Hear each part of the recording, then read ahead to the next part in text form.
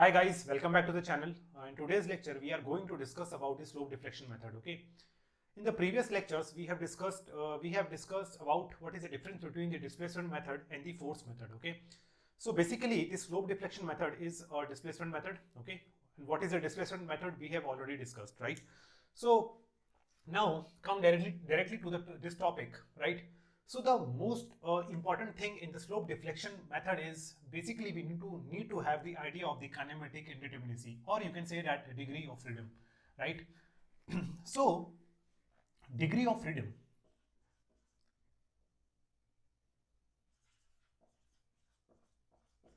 degree of freedom is basically this is defined at nodes point. Okay. What I meant by that is that the degree of freedom of any structure will be defined at these node points. Okay. What I meant by that is that if this is, let us suppose, this simply support this is the basically the continuous beam over here. Okay. So what are the node points? Node points are basically the through in which the members are connected to basically the node points. Okay. So here the node points will be the support end supports end these supports basically, not end, supports. Okay. Or you can say that in this problem the node points degree of freedom will be defined at the node points, and the node points are basically this A, B and C. Okay, because there are supports over here. Okay, so if we want to calculate what is the degree of freedom at these nodes, here we'll have some theta A, theta B and theta C. Okay, we are dealing with the 2D structures. So we don't have any axial deformation over here. Okay, axial deformation are neglected, and this point is not allowed to move in vertical direction. Okay, so that's why there is only a theta slope. Okay, only the theta degree of variation, degree of freedom, right? So let us suppose if this is the beam, simply supported beam, and it is overhang at this point. Okay, now in this beam the nodes are basically at A, B and C. Okay, end of the member is also defined as support. Okay, so this member is ending at the point C, so this is also a node point. Okay, and at this node the degree of freedom will be one vertical deflection. Okay, and one rotation will be there, right? At this point there will be only one rotation, and this point there will be only one rotation. Okay, so this C can move up and down. Okay, and it can also rotate, so it will have the kinematic indeterminacy, or you can say that degree of freedom is, this is 1 2 3 4, right? So basically the node points are defined. This is also a node point. Okay, let us suppose if this is the simply supported beam and its cross section is changing like this, right? So this is also a node point where we need to define the degree of freedom. Okay, so basically this is the idea of the node points, right? Now let us so you first step you need before moving to this topic, you need to have the idea of the what is the kinematic indeterminacy of the beam, what is the degree of freedom of the beam, or degree of freedom of the beam, or you can say that a structure, because whole in the this is the thing we will calculate in the slope deflection method, this degree of freedom, or you can say that this displacements. Okay, and with the help of displacement we'll calculate the internal reactions, right? So that's why this kinematic indeterminacy is very important in slope deflection method.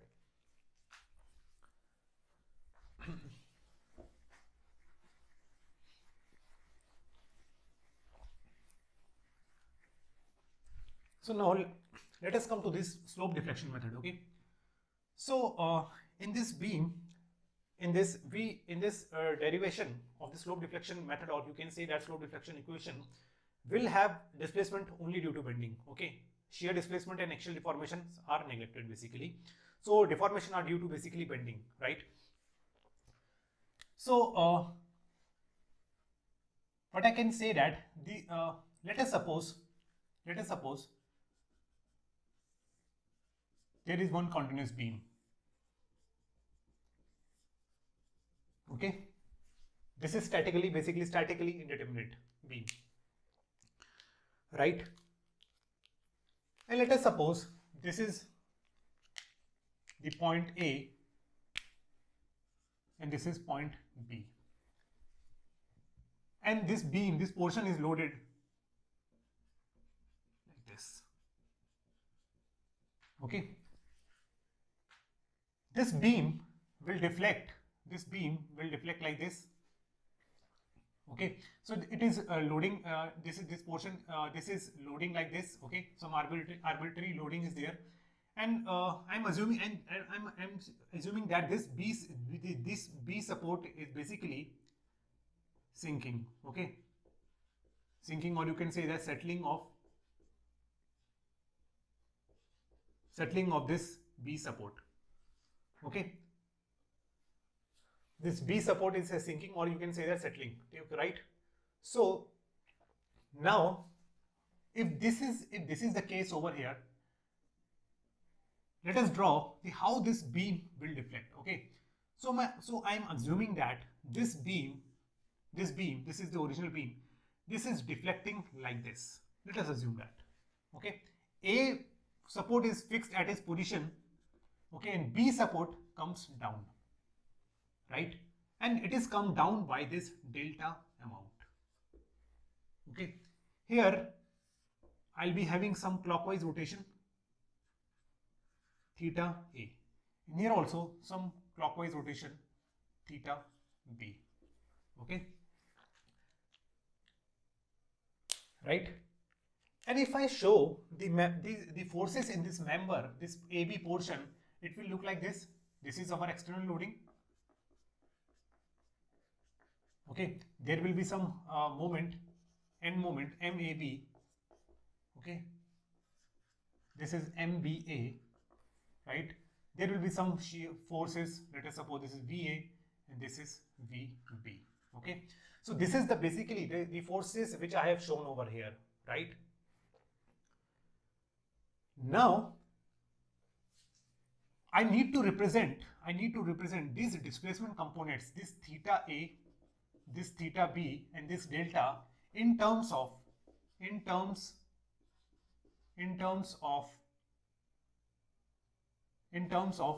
bending, or you can say that internal movements.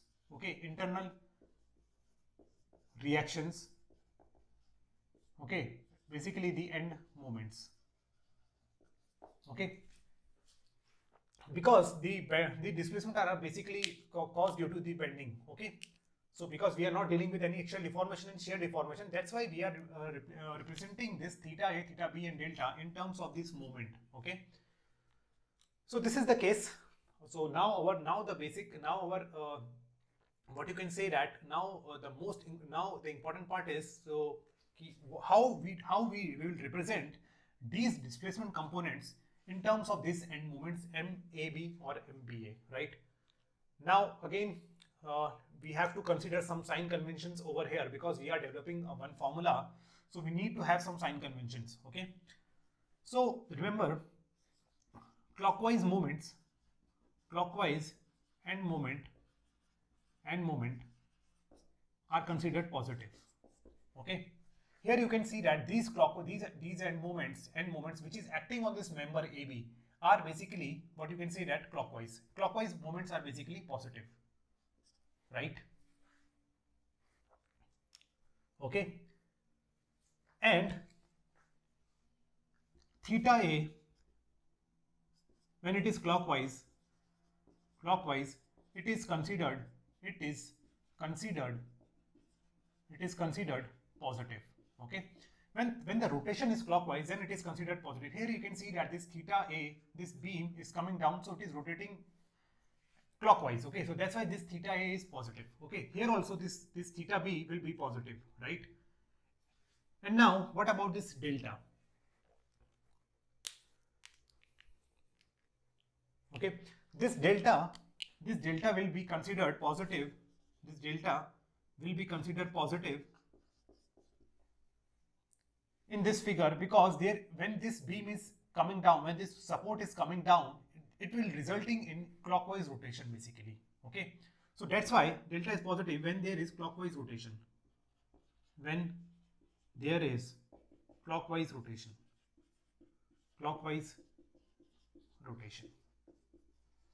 Okay, means Let us suppose if this is the prop cantilever beam, okay, A, B.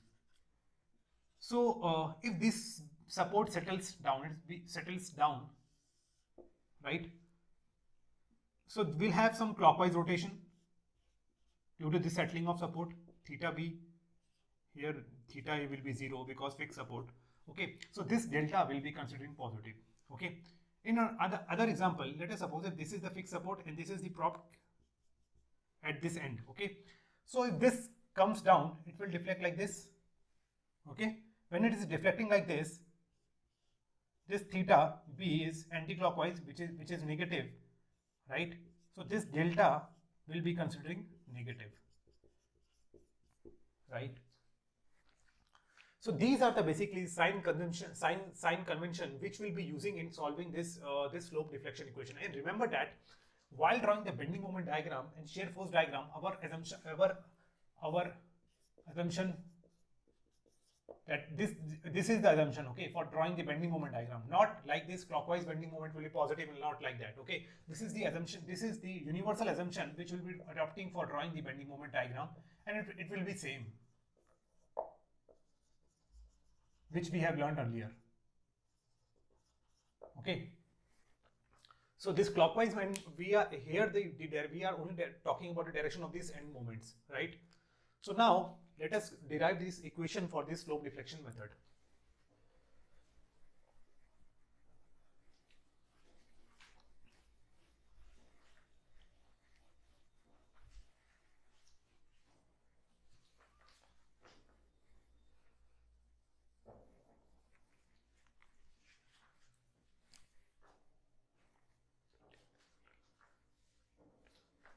Here this will be some settlement of support, not settling, settlement of support, right? So now let us derive the formula for slope deflection, in which we will be representing these displacement components in terms of the end moment. Okay, for that we will use the concept of superposition principle. Superposition principle. Okay, so in this, what I am doing is that, let us suppose this is the first part of this. I am breaking this. I need to have this result, actual result. I need to have this results. Okay, that result I will obtaining by using the concept of superposition. Okay, by the principle of superposition. Let us suppose in the first case, load is acting on this beam, which is fixed at A and B. I'm assuming that this A and this B portion is fixed. Okay, all this displacement are due to this loading only. Okay, this external loading only, right? This displacement component. So what I'm doing over here, I'm transferring this load as transferring this load at the node points through fixed end moments. Okay, through fixed end moments, right? Plus in the next part, I'll be releasing fixity of this A support. Okay, and I'm giving this theta A rotation at this point, theta A rotation at this point, right? This is A, this is B. To give the theta A rotation, I need to apply some moment over here. Let us suppose this moment is MAB. Okay, and here the moment generated to maintain the fixity will be MBA. Okay, friction moment when this at the end will be introduced like this, MFAB. Okay, and here it will be clockwise, MFBA. Okay, in the third part,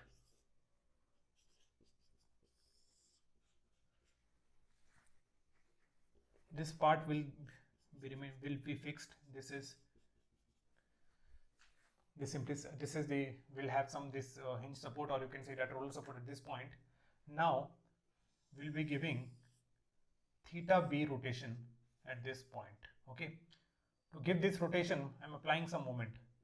let us suppose this is MBA, and here to maintain the fixity there will be a moment MAB. So this is the third part, right? Now we need to include this deflection portion also. So for that, what I'm doing, I'm considering this beam as a fixed beam. Now I'm allowing this support is settled by this delta amount, okay? And at this end there is no rotation, right? So there will be some moment to maintain the fixity, okay? Actually, when this support is settled, this beam want to deflect like this, okay? But this portion is fixed at this end, so it will have some moment at this. The moment will be generated in this direction, okay? And this slope, this all portion is also fixed, but it is settling, but the slope should be 0. So to maintain the 0 slope, the moment will be in this direction, anti-clockwise moment, okay?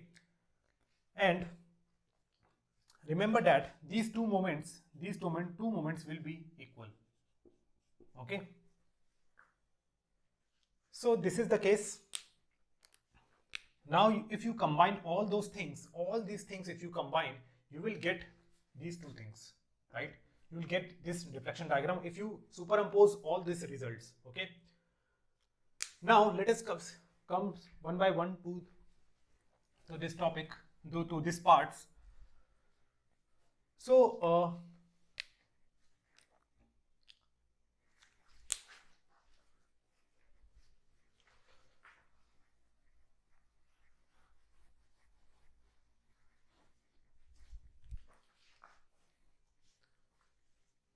now let us come to first this part, okay?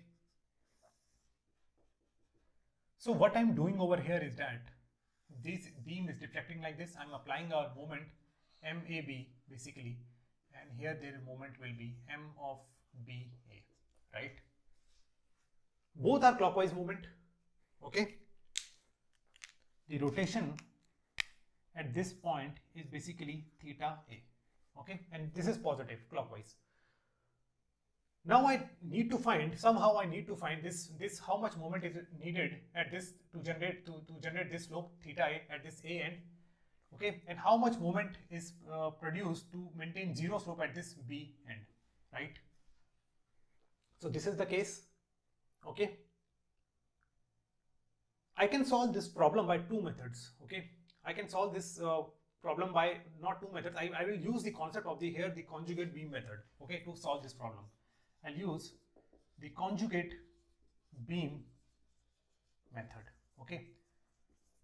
So before moving to conjugate beam method, what I'm assuming here is that if this theta A is clockwise considered, if we are considering it as positive, I'm assuming this is the direction of the coordinate axis. So this is positive y in downward direction, okay?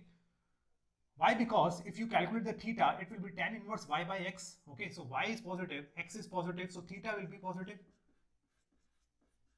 okay? If y is positive and x is positive, then theta A will be positive, okay? So as per the sign conventions, this will be our the coordinate axis, right? Positive, y will be in positive, y will be in downward direction, okay? Now, what can we do over here? We need to draw the conjugate beam of this thing, right? So basically what I'm doing, I'm again what in the conjugate beam, what I need to have is that basically the moment diagram. I need to have moment diagrams, okay?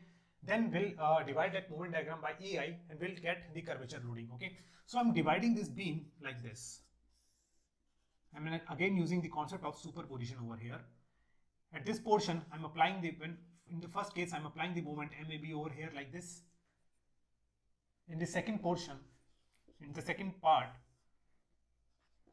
I'm applying the moment like this, MBA, right? Now, if we draw the bending moment diagram of this thing, bending moment diagram will look like this.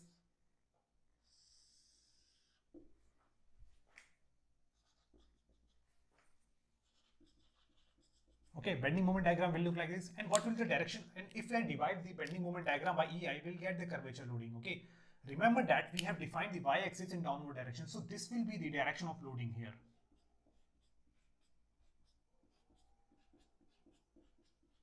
Okay, so this will be the direction of loading. This is MAB, right? Let us suppose this is the moment diagram, okay, and divide by EI, or you can say that let us first draw the bending moment diagram. So bending moment diagram will look like this. Okay, this is MAB, okay, and here the bending moment diagram will look like this. This is negative, so the load, not load, this is MBA, and these are two supports over here. Okay, so this is the basically the bending moment diagram. Now for conjugate beam method, what we need to do, we need to have some curvature loading. Okay, so what I did over here is that I divide this beam into two parts. First, in first case I apply the load like this, in second case I apply this moment like this. Okay, now in actual beam, what is the conjugate beam of this beam will look like? Okay, conjugate beam, this support will remain same and this fixed support will become free support. Okay, so this is the case. We'll be having this case like this. In the conjugate beam method, in the conjugate beam, this support will remain the same. Okay, and this portion,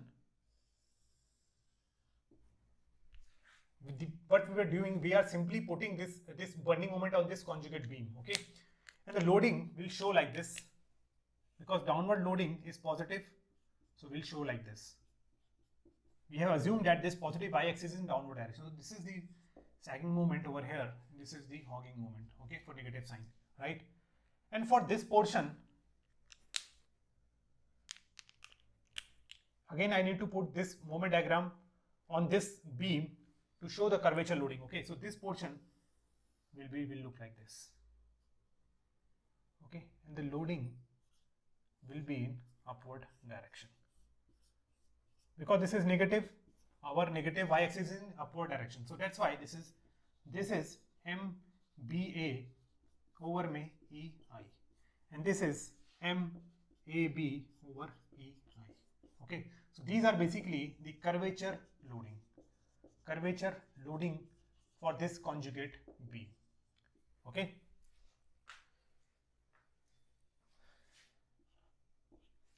So this is the case.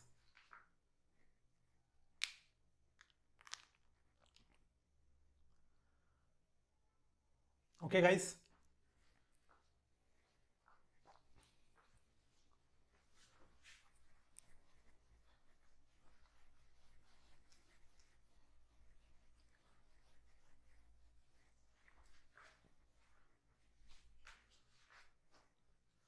So now, if we want to solve this problem, okay, at this portion, what we'll be having? We're having some vertical reaction VA, okay, and we know that the shear force in VA, shear force in this conjugate beam will be rotation in the real beam. Okay, so I'm assuming that this rotation at this end is positive. Okay, the rotation at this end is positive, means clockwise rotation. So I can say that this VA will be acting upwards, in upward direction, right? Because shear force, if we consider this direction as positive shear force, okay? So at this end, if the shear force in upward direction, that will be considered positive, okay? Now this is the case. So now let us use, now what I will do over here in that is that, if you look at this beam, the deflection at this point is 0 at B, and deflection at A will also be 0, because their support is there. So that support won't allow this beam to come down at A and B. Okay, so in conjugate beam, if moment is 0, or you can say that bending moment is 0, then deflection in real beam will be 0. Okay, so what I will do over here is that I'll write summation MB is 0. Okay, this is B point, this is A point, right? And if I calculate what is the moment at this B point, I can write the equation like this. let us suppose due to this VA moment, we are that VA into L, this length is complete L, okay, this length is L, VA into L plus half into MBA over में EI into L, okay, MBA over में EI into L, and this the resultant loading will be acting at L by 3 distance from B into L by 3, right, minus of half into MAB over में EI into L into 2L by 3 will be equals to 0. Why 0? Because deflection at this end is 0. Okay, because the deflection in the real beam at B is 0, so that's why we need to put this moment, bending moment is equals to 0, right? And also at the end you can say that the bending moment will be 0. Okay, if at this end the bending moment will be 0 because there is no loading, right? So, and I can say that this VA is basically nothing but this VA is equals to theta A. So I can write this equation like this: theta A into L plus half into MBA L square over में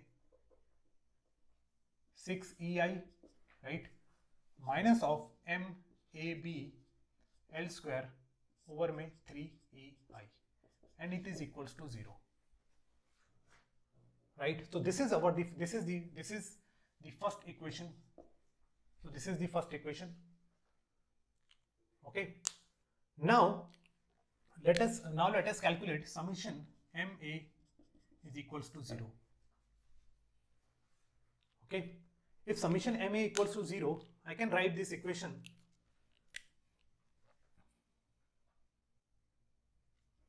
I can write like this: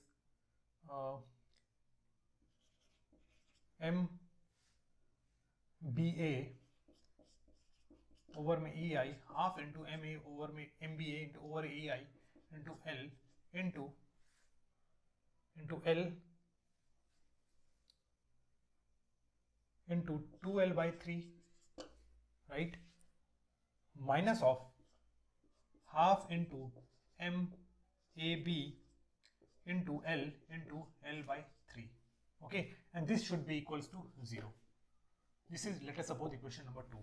Okay, so if I consider the equation, if I consider this equation 2 over here, I can say that this term will go here and become this term can go, it will look like this, or you can say that I can take common, this 2 will cancel out. Okay, so the final equation will be MBA L square over में 3 EI equals to MAB L square over में 6 EI. Okay, L square cancel, this EI cancel, this is 2. So here the one thing I'm getting over here is that MAB equals to twice of MBA. MAB equals to twice of MBA. This is the value I'm getting from the equation number 2. Okay. So now I have this relation. What is the relation between MB and MAB? Okay, I got this relation over here. Now let us calculate. Now let us put this value in this equation number 1.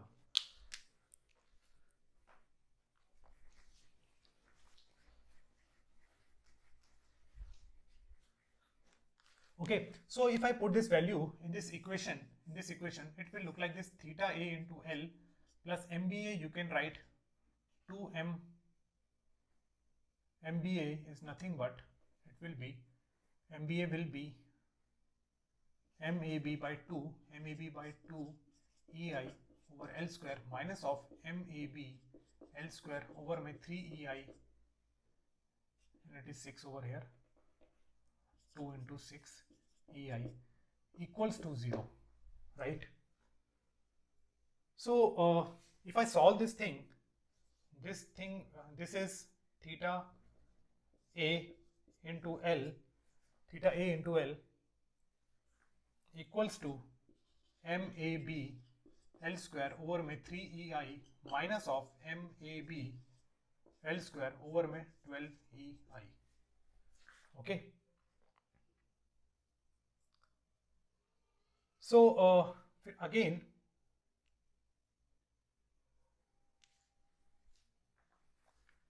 this theta A into L is nothing but 4 MAB L square minus of MAB L square over my 12 EI.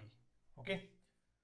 So this thing will become MAB will be 4 times of theta A EI over my L. Okay. So this, and so the thing which we are getting over here is that MAB is equals to 4 theta A EI over my L, and NBA will be 2 EI theta A divided by L. Okay. So now the moment which we are getting at this ends are basically this moment is 4 EI theta A divided by L, and this moment is 2 EI theta A divided by L. Okay. And the direct and the value is coming positive, which means that the direction which we have assumed is correct, right? So at this, if this beam is rotated by theta A in clockwise direction, then these end moments will generate. Okay. Or you can say that these are the moments required to give this theta A rotation, right? So this is the first case which we have solved. Okay. Now we'll see this thing.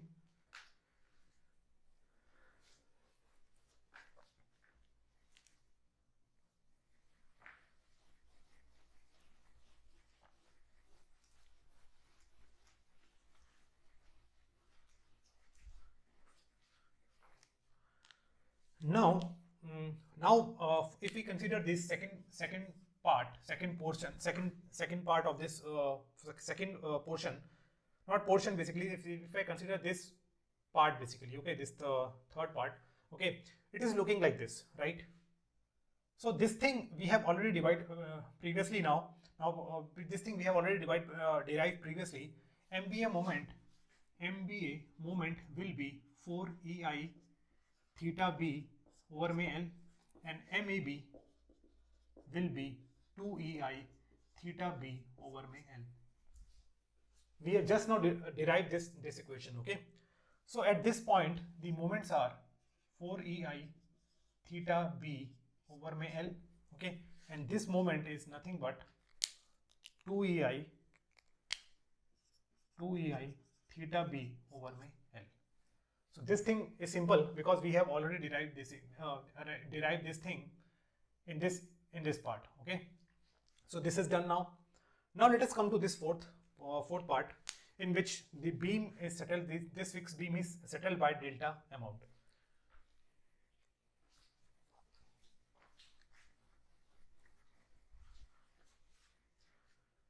Now, when this beam is settling by this delta amount, there will be the moment is generating this the moment at the ends are generating will be of same magnitude. Okay, because basically this is a symmetrical structure. Okay, when these portions come down, there will be some moment generated at this end. Okay, so this moment is basically will be same, right? So now let us suppose this is the beam, actual beam, and this is the case. So moment generating at this point, let us suppose this is M and this is M. Okay, and we need to find what are these moments basically, right? And the direction I'm assuming, as per the deflection diagram, both are the anti-clockwise direction.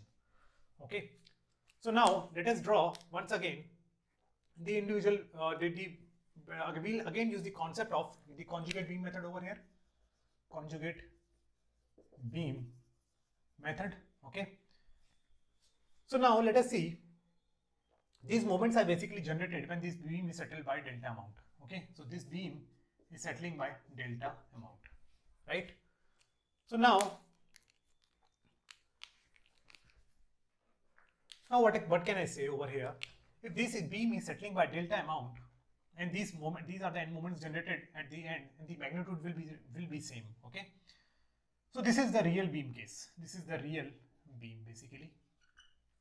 Now let us we need to have some conjugate beam method for this. Again, I'm breaking this structure into this part, okay. And if I calculate the BMD, and in first case I'm applying load like this, load is okay, and in second case I'm applying this load at this end, okay.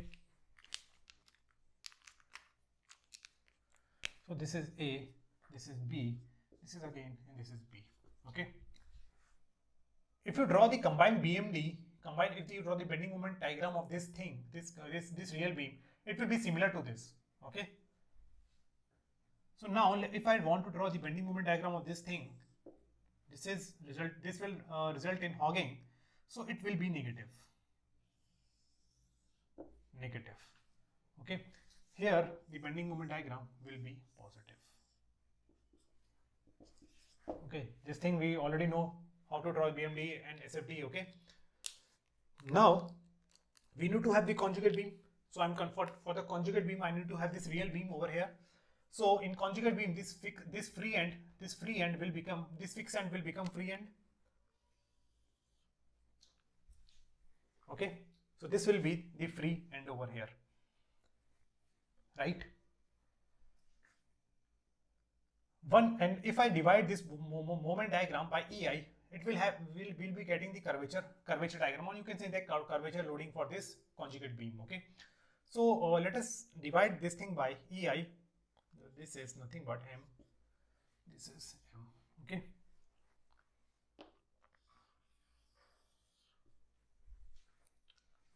So this thing will look like this, okay. So this is positive, this is negative, right. This is A, this is B, and positive will be in downward direction as per our assumption,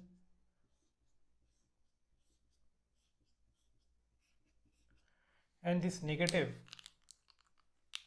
bending moment will be in upward direction. Why? Because we are assuming the coordinate axis like this. This is positive x, this is positive y in downward direction, okay.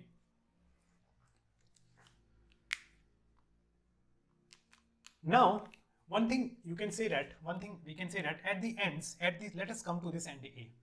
At the end A, at this end A, what you are looking at this deflection diagram, the deflection is 0 at end A, deflection is 0, deflection is 0 at this end A, both slope and deflection are 0. At this point we will be having some delta value, this delta will be having this delta in vertical direction, basically delta y, okay, and the slope is still 0, okay. So if I look this conjugate beam, by looking this conjugate beam at this end, I should get some deflection, I should get some bending moment, okay. But by looking this is free end, this is free end, the bending moment should be 0.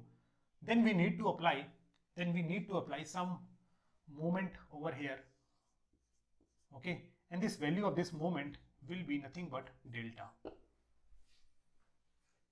okay. Bending moment at the end, or you can say that the moment at the end in the conjugate beam will be equivalent to deflection in the real beam, okay. So this deflection we are considering positive, okay. And if we look the bending moment diagram, this is the case for positive bending moment, okay. So at this point I am applying a moment in anti-clockwise direction, and whose value will be delta, right. So this is the case, this is the free end, this is the fixed end.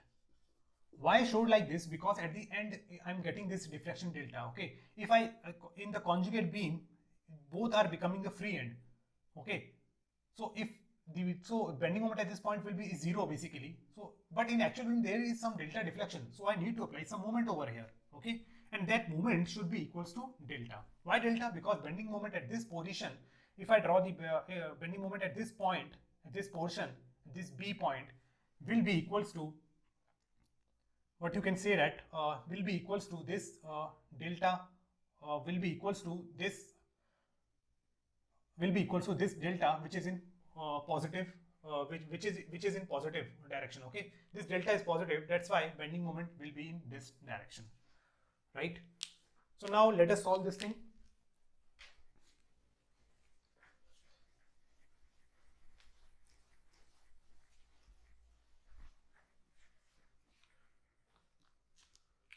So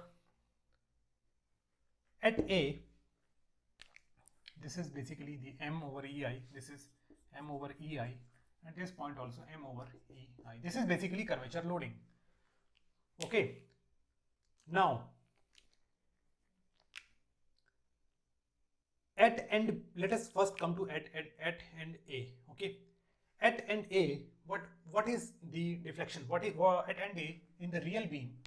In the real beam at end A, theta A is 0 and delta is 0, right? So let us write this equation. So we'll find the bending moment summation MA equals to 0. Okay. So when I'm doing this thing, I can write this equation. Let us consider the first this lower triangle, this lower curvature loading. I can write half into m over ei into L into L by 3.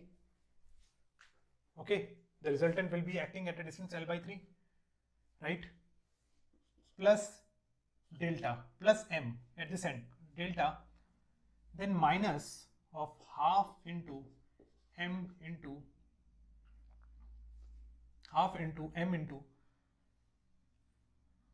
half into m half into m into L over my ei into 2L by 3 equals to 0. I can write this thing. So if I again solve this thing, this will be ml square over my 6i. This is plus delta minus of ml square over my 3ei. Okay. So this delta will be equals to ml square over my 3ei minus of ml square over my 6ei. So delta will be nothing but ml square over my 6ei. Okay. So I can write m equals to 6ei delta over my L square. Okay.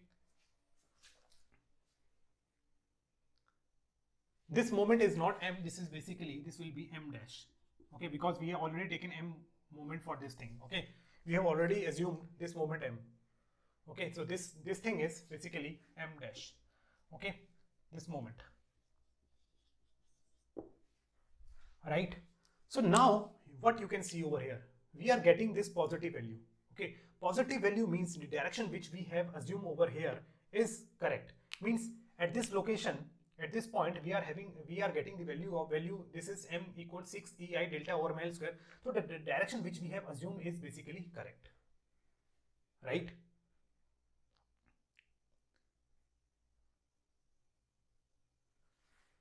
So this is the value we are getting over here, right? So so now let us merge all the results.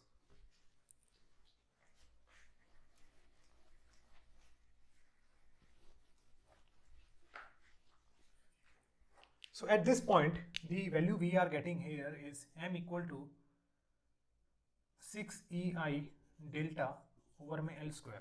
Okay. Here also m equals to 6ei delta over my L square. Both are what you can say that anti-clockwise, right? Now let us and due to this load, due to this first part, due to this loading,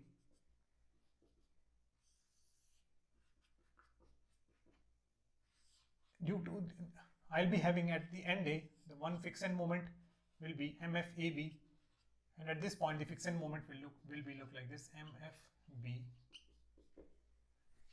A. Okay. So let us combine all those things. So total moment which will be I'm getting over at this MAB, or you can say that this total moment MAB at the end I'm getting will be MF of AB plus 4EI theta A over may L plus 2EI theta A over may L, and this minus sign. Why minus? Because here we are in this equation we are assuming this clockwise direction positive. Okay, so this is basically anti-clockwise movement, so it will be 6EI delta over may L square, right? So this is the equation 1. So if I solve this equation,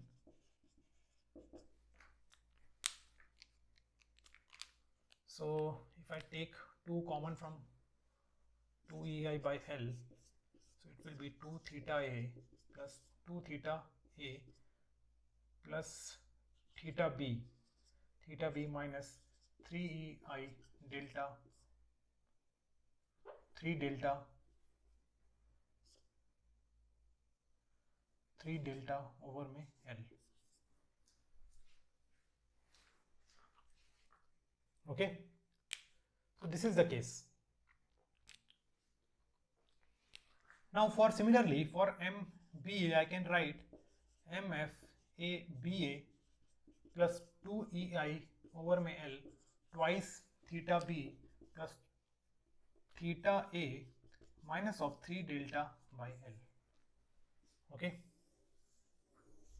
actually this load is basically responsible for this displacement. Okay, so what I'm doing, I'm trying to what I did over here is that I distributed this load as a end moment, okay, at this node points. Okay, so this is the this is the two equations which we are getting.